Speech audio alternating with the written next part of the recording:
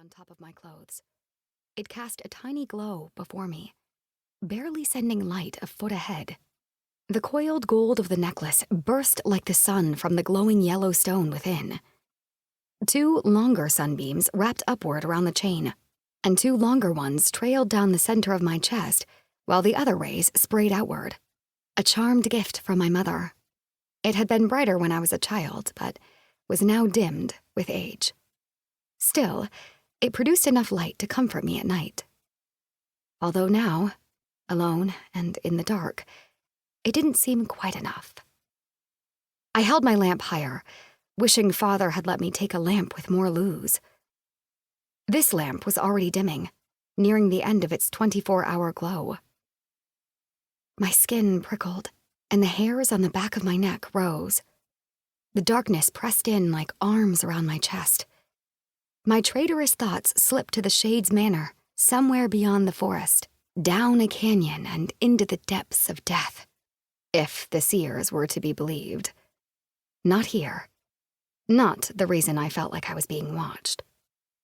He was death personified, a scourge, a menace, and all too close. I backed up slowly toward the reach of the storm, torn between wanting to remain dry and safe from the rain, and my inner senses screaming a warning. Then I heard a growl. A black wolf paced forward from deeper within the shadows, his silhouette backlit by a pulse of lightning. Wolves never strayed this far from the mountains.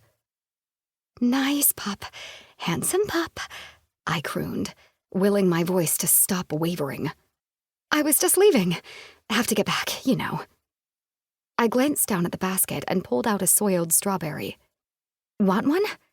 It was delicious." The wolf stepped forward and growled again. "No?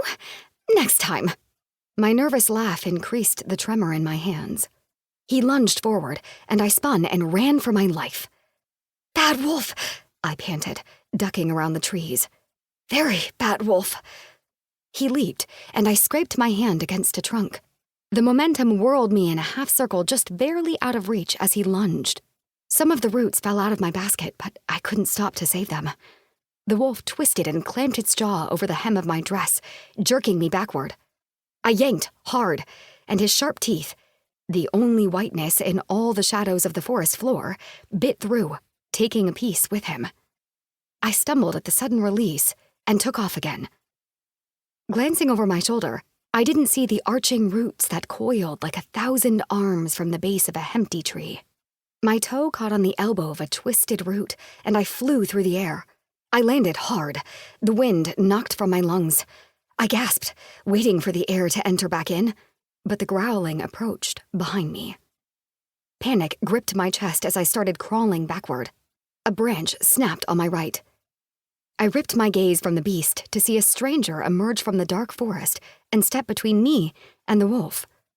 The wolf tilted his head one way and then the other as the man approached, his hands stretched out to either side. Then the man gave a flick of his finger in a shooing manner. The wolf huffed once, pinned me with a glare, and then ran into the forest. Relief flooded me. But when the dark stranger, a forester, turned to me, the sense of danger returned. Dressed in dark leather, a long, thick coat brushed his calves, with belts across his torso.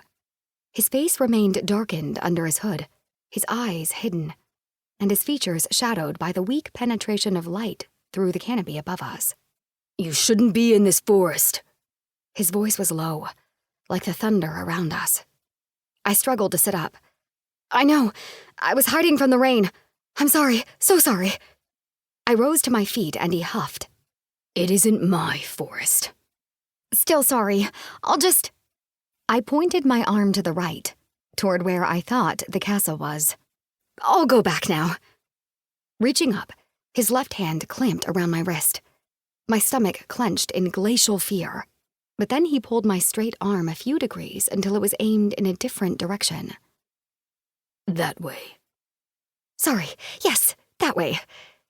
I reached for my basket, my heart thudding the cadence of my nerves.